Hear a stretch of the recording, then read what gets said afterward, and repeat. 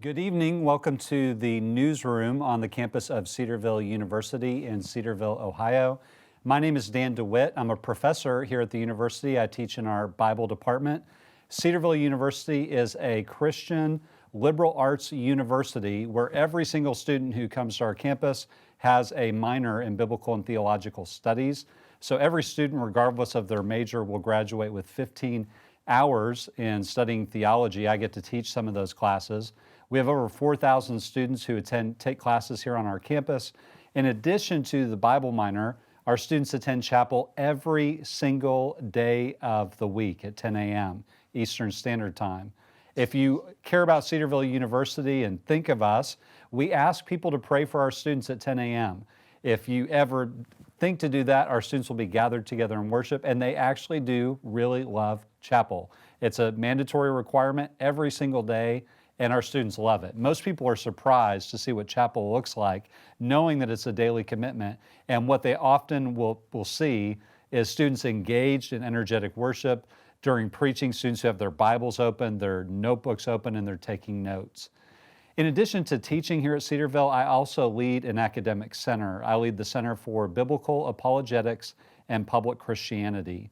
There are three things that our center does, and in the COVID world, we have to do them differently. But the three things our center does is we have a weekly coffee talk where I sit in the coffee shop with whatever students want to come and visit with me. We call that Mere Caffeination, a play on C.S. Lewis's book, Mere Christianity. We're now doing that online out of an abundance of caution with COVID. That will be happening tomorrow morning at 8 a.m. If you want to join us, you can log on to Facebook at 8 a.m. Eastern Standard Time, facebook.com/Dan DeWitt. It's on my personal page, and then I post the video from those later in the day. I'll often deal with questions that students write in or questions they ask in my classes during the week leading up to the event on Friday mornings. Once a month, we do an apologetics seminar, which is what we're doing tonight. And then once a year, we do an apologetics conference. Well, tonight you've joined us, and thank you for joining us for our second apologetics seminar of the semester. Our last seminar was with Grammy-nominated Christian hip-hop artist Flame. Tonight, I'm really excited about our guest. Her name is Erika Harold. Erika is a Harvard Law graduate. She's a practicing attorney and a former Miss America. Erika, thank you for joining me tonight. Thank you so much for having me.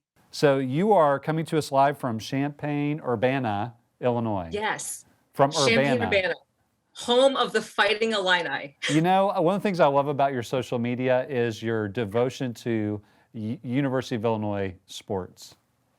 Absolutely. As somebody who is a non-athlete, I can show my devotion to supporting my college team. That's my alma mater. And so I am a ride or die Fighting Illini fan, and I want to make a bold prediction. I think they are the national champion this year for basketball. So you've heard it here first. Well, I'm from Illinois, so I'm with you 100%. So I remember the Andy Well, I think Kaufman. there are probably a lot of other people who are going to disagree in the comment section, but that's my prediction. I'm sticking with it. Well, I will second that motion. Erika, I told a little bit of your biography. Give us the big picture. Tell us a bit about your life, starting with being born and raised in Illinois to present day. So obviously, whatever you want to share with us, tell us about Erika Harold.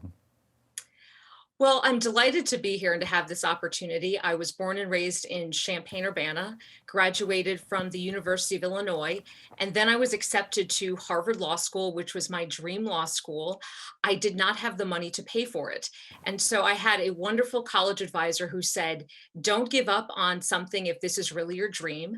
And so I ended up entering the Miss America pageant to try to earn scholarship money to pay for law school. I told my parents that that was going to be the way I earned my money for law school. They certainly asked me if I had a backup plan because that's not terribly realistic, but I did not have a backup plan. God put both of those things on my heart. And so I put down my deposit at Harvard.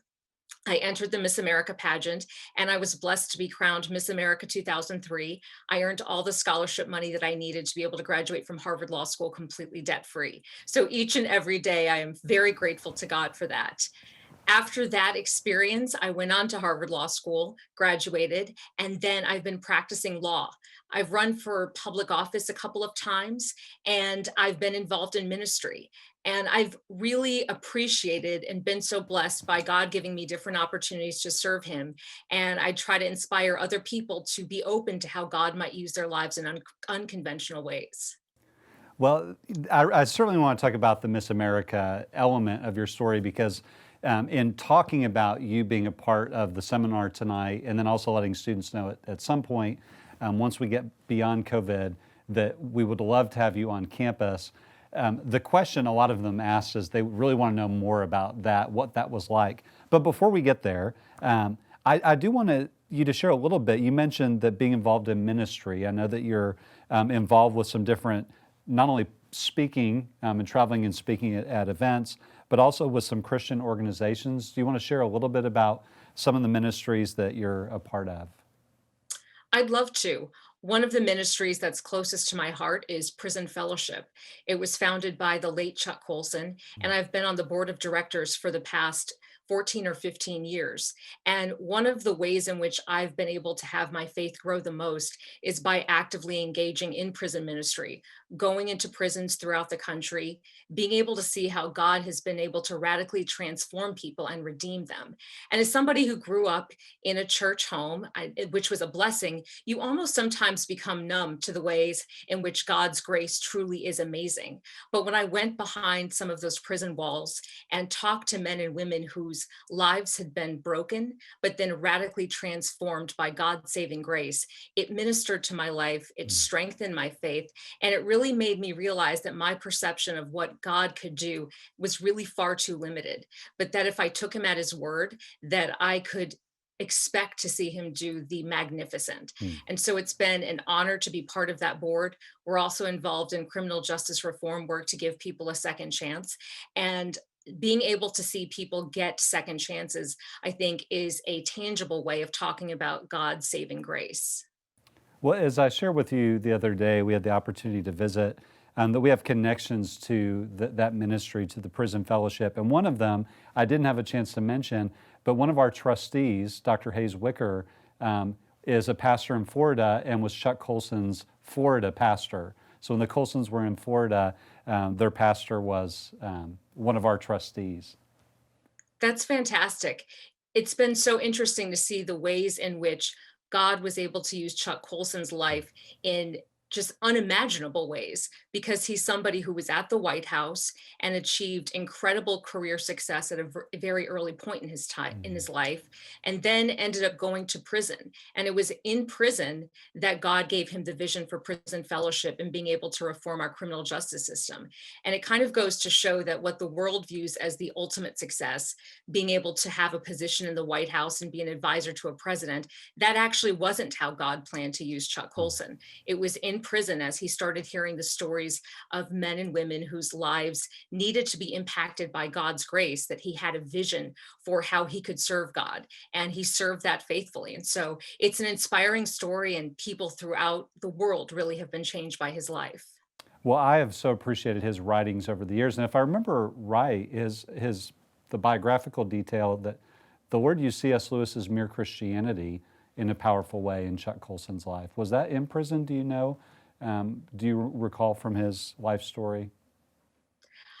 I could be mistaken, but I think he read it prior to going into prison. Okay. And so it was, he was converted prior to going into prison, and really had the opportunity to understand that taking responsibility for what he believed he had done would be the right thing. And so he went into prison as sort of an act of obedience, if I recall the story correctly. Yeah. And it was during that time that he allowed God to shape his faith and to really give him a new vision.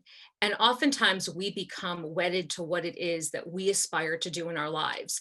And it almost limits what God can do, because sometimes he has things that far surpass anything that we might imagine. And so even in seemingly dark, broken places, God can speak to us. He can shine his light upon us and give us a vision for how he might use our lives in the future.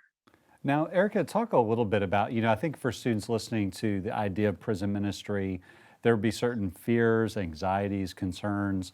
And maybe if you could share if you experienced any of that, and just talk a little bit about what it's like to go into a prison and have the opportunity to minister to people and hear their stories and share your faith with them.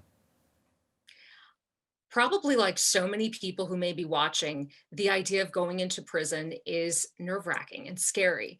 And when I was first invited to go, I was scared. I didn't know what I would anticipate. I sort of expected the worst. Mm. And I remember in particular, there was a women's prison where I was invited to go into the segregated housing unit, and we were going to minister to women there. And women in the segregated units, they're there if they're either a danger to themselves or to others. Mm. And they're there 23 out of every 24 hours just in that cell. And so we had been warned in advance that we could expect to have the expletives yelled at us. We were told to stay in a certain place because they said you might face harm. And we had to put on protective gear because they said, we want to make sure you're safe. And they said that they had actually too many volunteers. And so they said, is there anyone who wants to volunteer to stay back? I'm going to be honest, I volunteered to stay back. I Mhm. said, I want to give God the opportunity to use somebody else today. The reality is, I was just scared Mhm. and didn't want to go. But the woman said, no, we want you to be part of our group here today. And we went into that unit. And then I was the first person who was handed the microphone. And instead of first speaking, I felt led to sing Jesus Loves Me because Mm. I thought, what is the thing I would want to leave them with? Mm. I would want them to leave with the knowledge that Jesus loves them and has a plan for their life and sent his son that he might be able to give them life and life Mm. more abundantly. And that no matter what they did, that Jesus would forgive them if they called upon his name. And it was fascinating because after that, we went from cell to cell. We experienced no negativity. People Mm. just said, thank you for not forgetting us. Thank you for still viewing us as image bearers and people whose life had value. And when I left there, I felt really ashamed that I had sort of Mm. expected the worst, but I also felt so blessed that God is still present with us, even when we're scared. And one of the things I would just encourage the students is you may feel called to do scary things. Do not let your fear make you feel that perhaps you've not heard from God correctly. Mm. Oftentimes you are going to feel nervous and scared about the things, the callings on your life, but be faithful to pursue them, and God will be faithful to you. That's such a powerful story. I could almost, as you describe it, imagine just a powerful and palpable sense of the Spirit, just perhaps giving you peace and also helping your audience to be receptive. Did you have this point where it's like, I can't believe I'm singing right now? Did it surprise Well, you? it did surprise me because I was first of all hoping to not be the person given the microphone. So it wasn't as if I was expecting to do anything. But then when I was given the microphone, I thought, what should I say?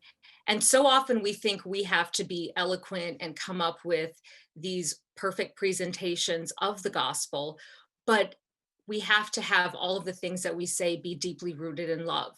Because Mhm. if people don't know that we care about them and they don't know that God, the whole plan of salvation is rooted in God's love for us, then they're not going to be receptive to anything else that we have to say. Well, I love that story, and I love how you felt led to open things up.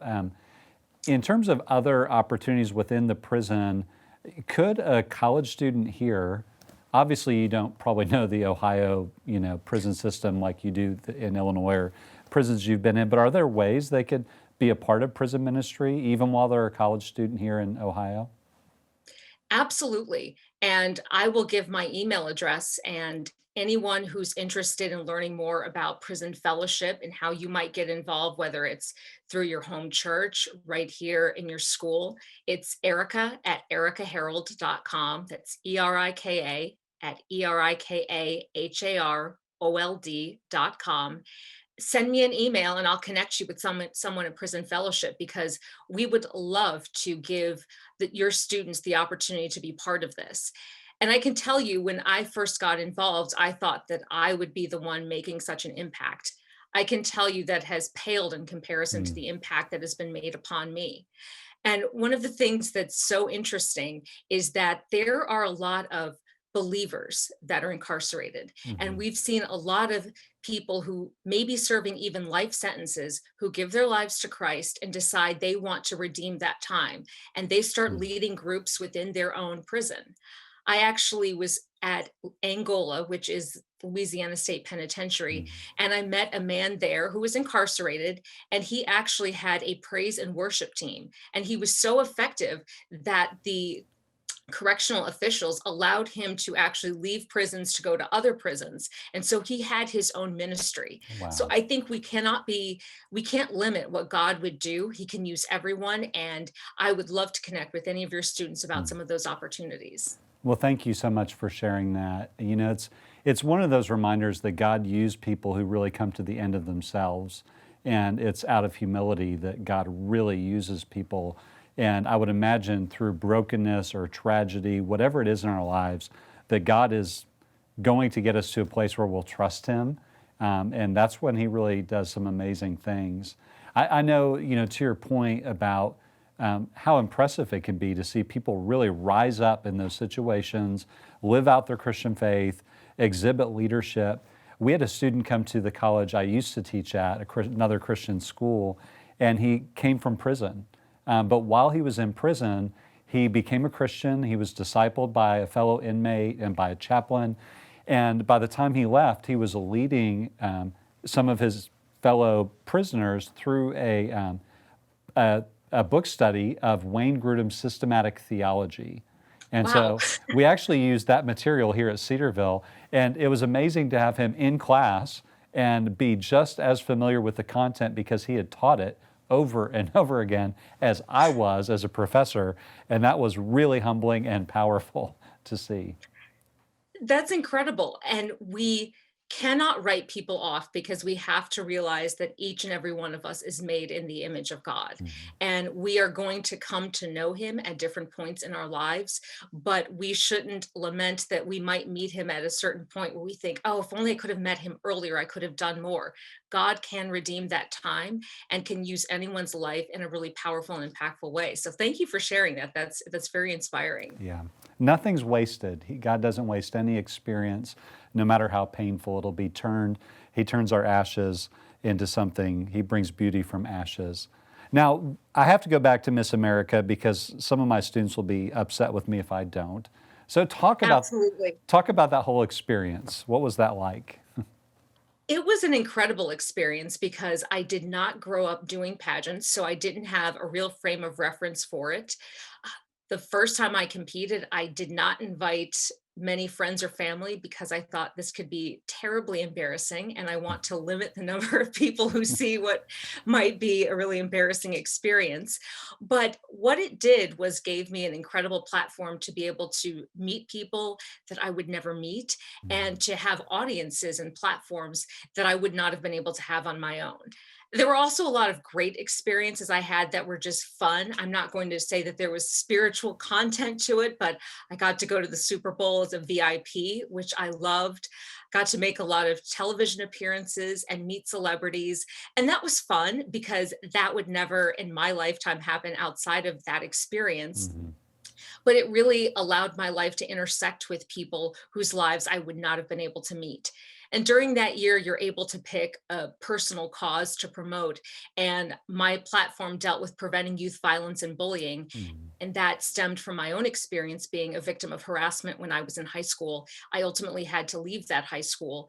And Mhm. I was able then to travel as Miss America around the country and talk to students about overcoming bullying, overcoming violence, and taking a stand to stand up for each other and to treat each other with kindness. So it was the experience of a lifetime. Now, do you have ongoing responsibilities as a former Miss America? I mean, is there, you know, some expectation that you'll still be involved with the organization? You don't have any official duties, and they actually make you sign a contract stating that once your year concludes, you cannot wear the crown anymore. Mhm. So even if I'm tempted, I can't put on the crown and be photographed.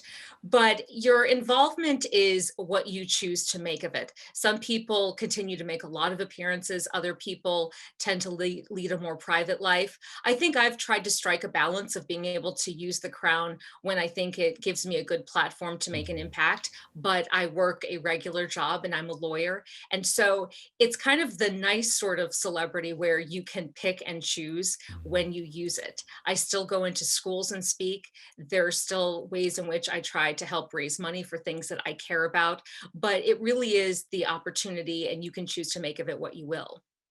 Now, I'd like to talk a little bit about your experience in Boston at Harvard University. I used to take students every year on a trip to Boston, and we would visit MIT and Harvard and Boston College and spend time with graduate students who loved Jesus and were living out their faith in that prestigious academic environment that's very Right. secular. So, talk a little bit about that being a Christian at Harvard University. I had a wonderful experience and I found a good community of fellow believers. Harvard Law School has a Christian fellowship, and I was involved with that. I was on the praise and worship team, and I found the environment to be welcoming. I know the stereotype is that if you go to an institution like that, that you'll be persecuted or mocked. I had so many students who asked to have coffee with me, just Hmm. it wasn't mere caffeination, but they asked to have coffee with me because they were sort of intrigued about the perspectives that I brought. And they seemed to associate those views normally as being with people that they thought were more judgmental or mean spirited, but they seemed to like the optimistic approach that I hope to bring. And they would often say, could you just talk about the things that you believe and why you believe? And it was a wonderful opportunity. And I learned so much from them, because I think oftentimes we can go through life trying to just tell people what we believe, and we Mhm. don't ask enough questions about why people believe what they believe.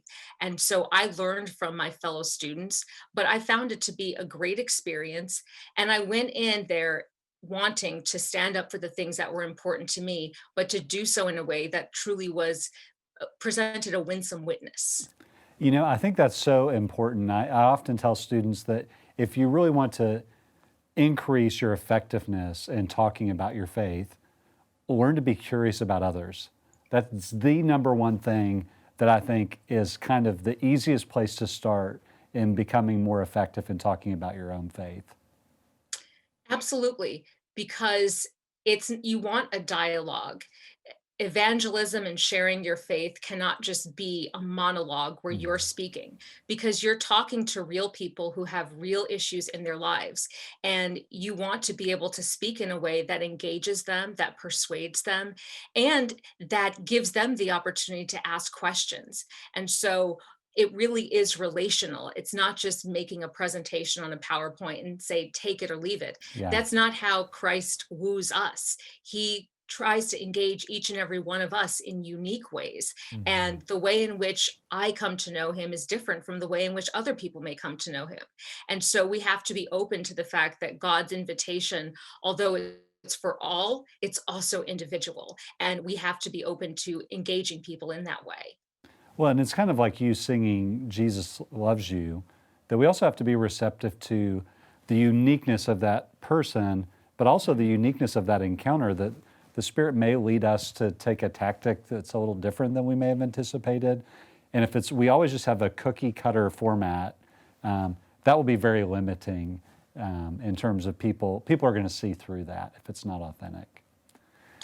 And I think we ultimately want people to want to be part of the body of Christ, to see that there is a place for them. So often people feel that they have to radically change themselves and to become perfect before Mhm. accepting Christ. And we want them to realize that it's the acceptance of Christ and he will change you. If we could change ourselves, we would have no need for a savior.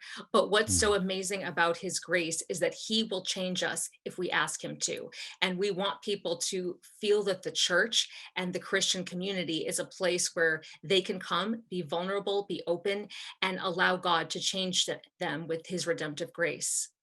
You know, that reminds me, Erica, of something, I think it was Tim Keller who said it, that we should talk about our faith in such a way that our secular friends overhear that conversation and think to themselves, I wish that were true.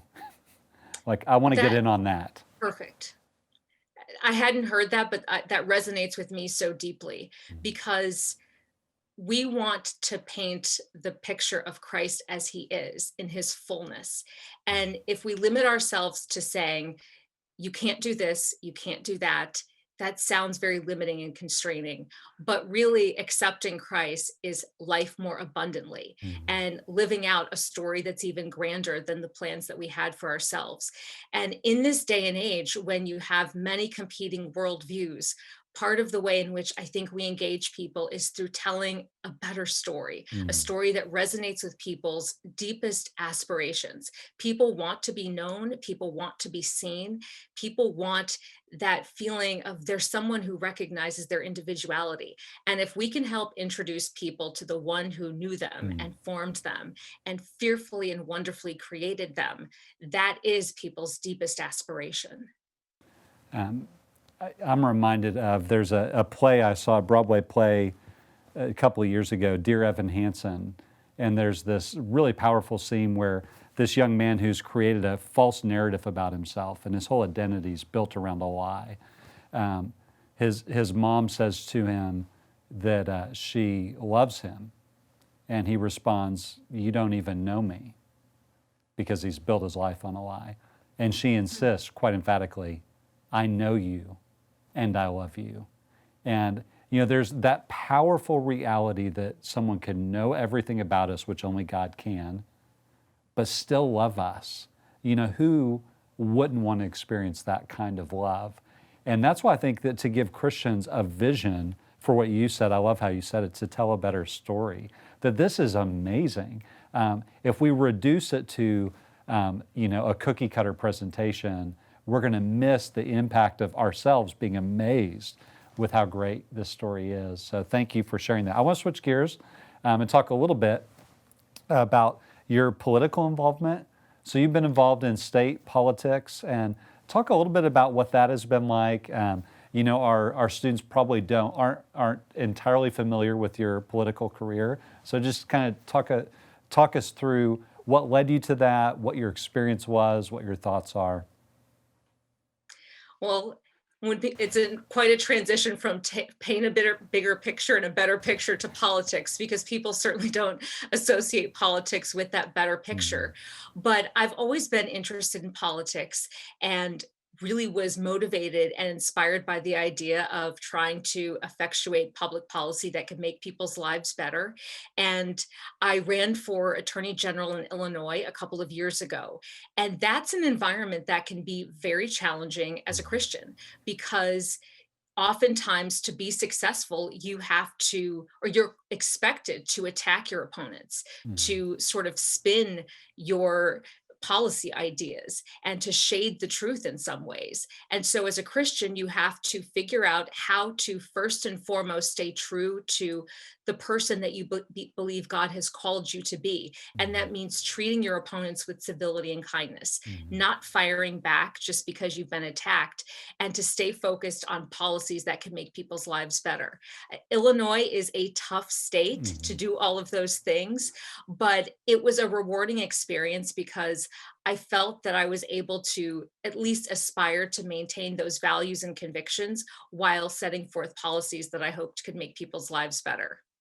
Now, how do you, as a Christian involved in politics, be judicious, wise with the way you're going to look at all these topics? Because you could release a press statement about every single issue that would pertain to your Christian values, your beliefs based from the Bible. How do you kind of work through that to make sure that you're able to really focus on some specific things to where you can really affect change, knowing that you can't speak to every issue? That has to be a challenge at times. It's definitely a challenge, and there are competing schools of thought. So I'll tell you how I tried to handle it. And that's not to say that that's the only way.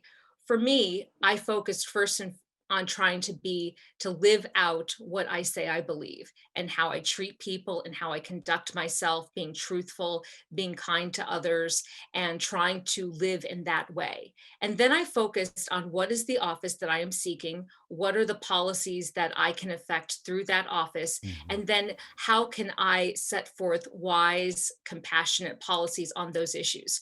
So, for example, the Attorney General's job focuses on issues of criminal justice reform, you deal with consumer fraud protection issues, a whole host of legal issues because you'd be the state's chief legal officer. Mhm.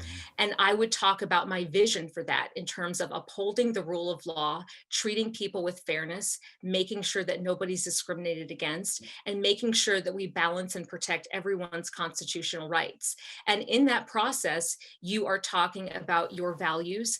Sometimes your faith may intersect with some of those issues, but you first and foremost recognize that you're involved in politics as a way of effectuating policy. And then Mhm. the Christian part is how you conduct yourself within the realm of your campaign and the office.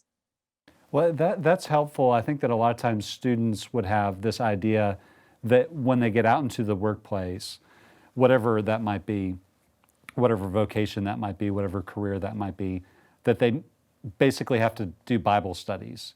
So if I'm going to be a lawyer, I'm going to have an 8 a.m. Bible study that I invite my colleagues to. And that may at times be part of it. But what you're talking about is really a vision for kind of a Christian view of a work ethic, of treating others. What are some other ways that you feel like we live out our Christian faith more than talking about it? Not that we don't talk about it as we have opportunities, but some of the other ways that we're living that out, embodying those Christian values. I love that question because so often we think of ministry and evangelism as simply holding a Bible study and telling people what you think. And Mhm. that can happen and can happen effectively, but God's going to call people to a host of things and to a host of different industries. And if you're called to journalism, if you're called to entertainment, if you're called to government, you should still be a Christian within those realms. And so, one of the ways that you try to do that is to behave in such a way that's almost countercultural so people will want to know what is it that shapes your values. I can tell you as a lawyer, I try to make sure that I conduct myself in the courtroom in a way that's honorable, in a way that's truthful. If I have clients that tell me that they are going to be less than truthful, I tell them I'm not the lawyer for you because I won't help you deceive the system. And that's part of the value system that I adhere to. And oftentimes people want to know, what is it that motivates you to behave with civility and with decorum? And then you can talk about your faith and the fact that you feel that that's how God calls you to treat all people as fellow image bearers. And so too often people think that if you're a young person who wants to serve God, that you have to abandon any other vocational talents and just go into ministry. But everything that we do is ministry. And we have to have a work ethic that allows God to use us in a real diverse set of spheres. In a world that is reduces everything to a soundbite or a tweet, what are some ways in terms of, I'm going to use the term messaging, and that sounds either political or marketing, so I don't necessarily mean that. But how do we as Christians think about messaging in a world where everything does get reduced to a limited number of characters or some kind of soundbite? How can we navigate that kind of culture? And even if we have to speak in succinct statements, knowing that it's going to get, cut apart, how do we think through having the wisdom in that kind of context? That's such a tough topic to navigate, particularly because social media, I think, encourages people's worst impulses. Everyone, even those with good intentions. And so, a concrete way in which I try to hold myself accountable to be winsome on social media is oftentimes I'll see something that I oppose and I'll want to tweet about something that I Mhm. oppose. But then I stop and think, what is the purpose here? Is it for me just to condemn something? If that's it, then I don't really need to put my voice into the mix. could I make a better point by highlighting something that's the opposite of what I oppose and be for something? I think to the extent we can be for things and point to the good, the noble, and encourage people to cast their eyes and attention upon that, it's much more effective than just condemning people.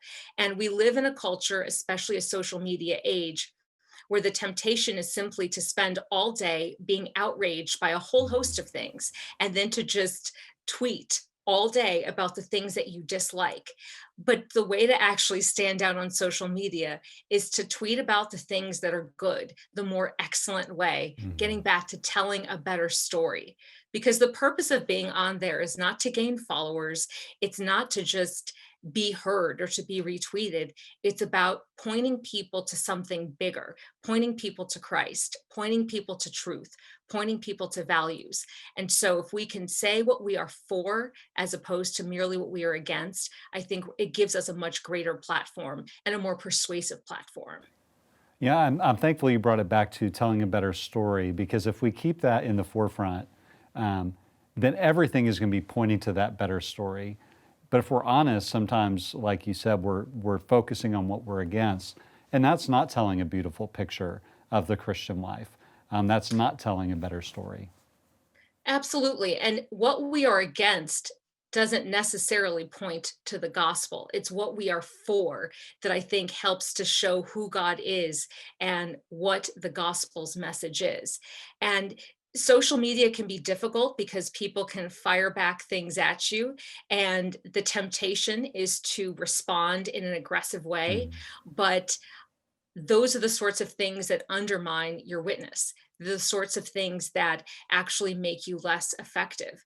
And so asking yourself, what am I seeking to accomplish on social media? And does this tweet need to be sent? That's something really that if you can be disciplined, it helps to make you more effective. And I'm not going to act as if I'm perfect. There are definitely times when I've tweeted something and then I delete it because I think there really was no purpose in tweeting that. There's really nothing edifying about that. It made me feel good to vent a bit, but did it actually make anyone think differently about the issue? Probably not. And so there's no harm in deleting something and saying, I'll try to do better. Yeah, I always appreciate that when you have someone who will, misspeak, say something in a harsh tone, if you will, a harsh Twitter tone, and then be willing to just say, either delete it, and then if someone calls them out on it, which often happens, for someone just to say, yeah, I shouldn't have said that, or I assumed the worst and I apologize. When I see stuff like that on social media, it makes me want to continue to stay involved, when a lot of days I'm like, yeah, let's just delete this app. I think so many people think about deleting their app, but I can tell you, it can actually be, I think, a vehicle for ministry if you use it in that way. I tend to be a night owl, so I'll be up late at night, and nighttime is a time when people are sometimes feeling hopeless and feeling like they're in despair. And you can actually tweet a response to somebody in a very relational way. And it kind of gets back to what we were discussing earlier. Social media, it's the social part that also has to be engaged. It shouldn't just be a platform for us to say what we think. It should be an opportunity to learn from differing viewpoints and also to see needs and opportunities when you might be able to meet that need. There was a young person that I knew followed me on social media, and I saw a tweet late at night, and they were talking about perhaps wanting to end it. And I was able to respond back on Twitter and to instantly pray for that person. And so we should never think that the app is in and of itself bad, but we have to have an orientation towards ministry when using it. And in that capacity, it could be very powerful. Well, I'm so thankful you're sensitive to that, and I can't imagine for that young person to have you respond to them, that, like we said about the comment about being known, Erika Harold paid attention to something I tweeted, and to be loved. I don't know. I wouldn't give myself that power, but Well, I'm sure that meant so much to them, and I'm thankful that you would take that opportunity. I have colleagues who really see social media as being a worthless, an exercise in futility, and in vanity. And I tell them, yeah, it can be, it certainly can be. But to not engage in things that where a lot of people are gathering would be kind of like in the example I shared with them. If you drove by a coffee shop where a bunch of your students gathered every day, and you knew that not only are your students in that coffee shop, there are other people who are actually believe the very opposite that you believe, and they're in that coffee shop too, and they're having these conversations. And if you drove by every day and said, I don't want to go there, it's a worthless, it's an exercise in futility, that if it were a coffee shop, you would stop, you would be in there trying to interact with students. And social media can be like that too. If we all deleted the app, then we wouldn't be winning something. We would be really neglecting an opportunity we have. Now, I know that there are excesses, so we could go to excesses with social media, but we could be salt and light in a place that often is just indeed an exercise in futility and vanity. I think that's true. And using discernment is so important, especially right now. There are a lot of hot button topics. And one of the things that I often ask myself before I engage in a debate is this an area where I feel God is calling me to share a perspective? Because we all have opinions on a whole host of things, but what we tweet about or what we post on Facebook or Instagram about, that draws attention and elevates priority. And then I also ask myself, is this where God wants me to direct my emotional energy?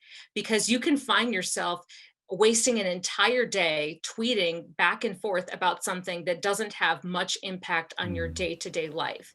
And in doing so, it distracts you from the things that God has actually called you to do and has set before you.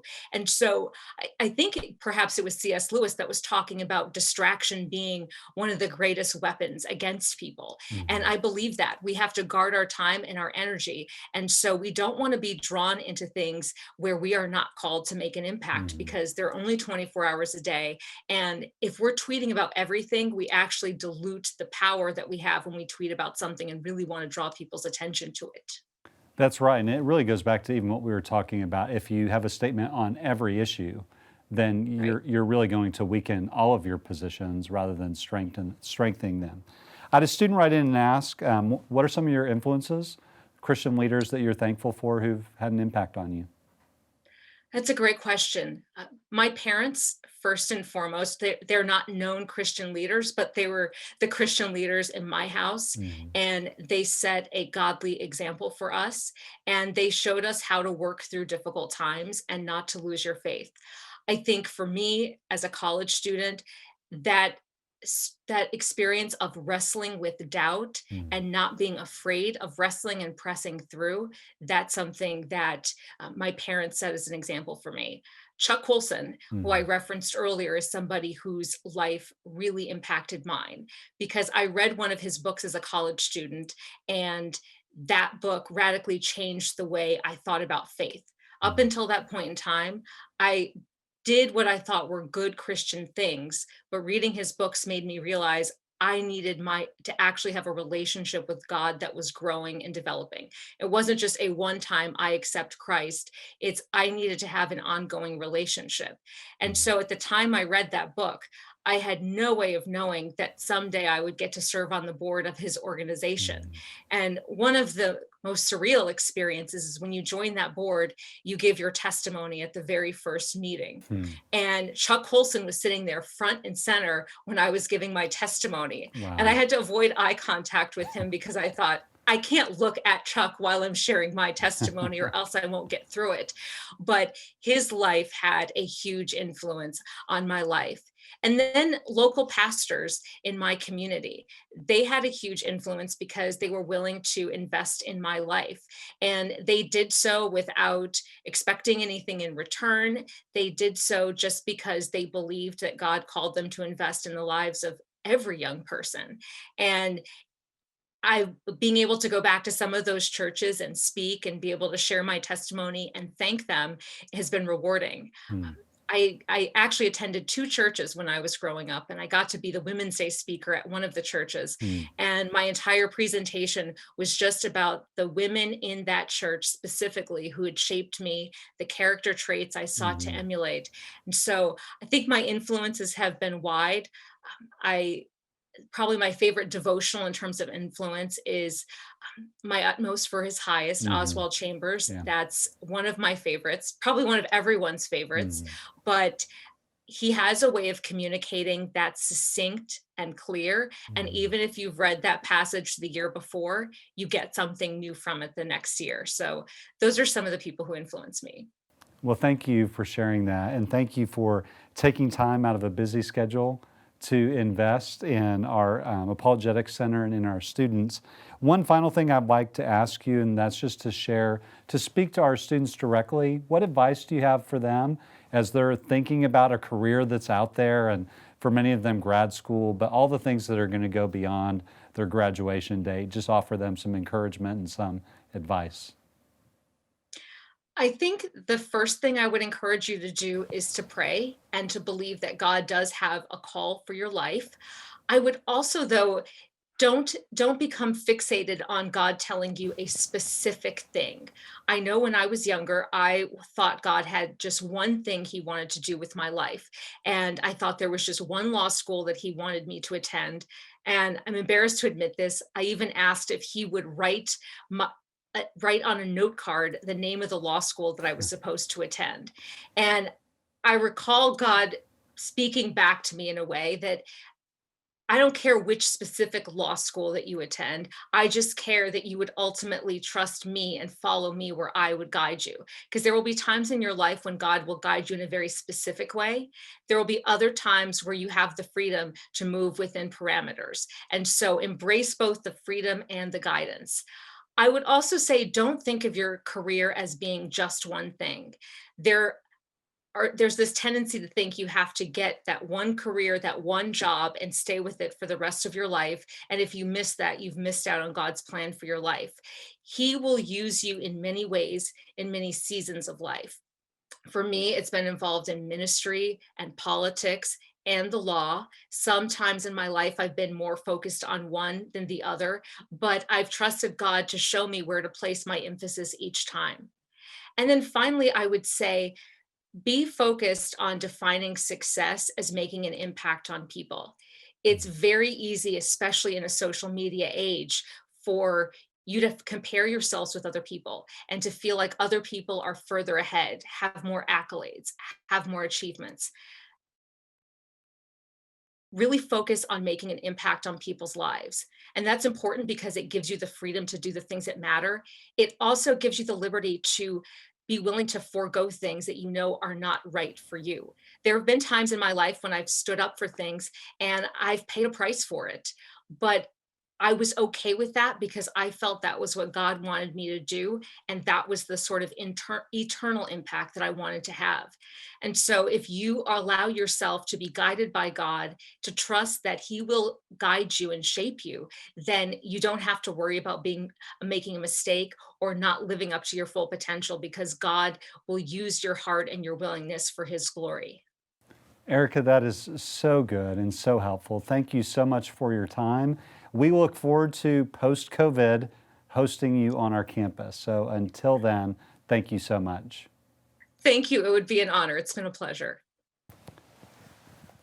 Well, thank you for joining us tonight for this, our Apologetics seminar with Erika Harold. We have 2 more seminars coming up in the month of March. Glenn Dewar, a professor from here at Cedarville University, will be speaking at our next event. It will be on a Christian view of nationalism and patriotism. How do we as Christians think about these issues and give a winsome response to topics like that?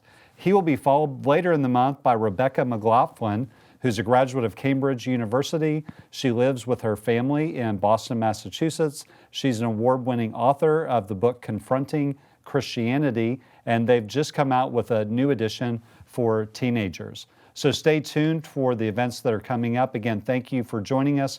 If you'd like more information about Cedarville University, please visit cedarville.edu.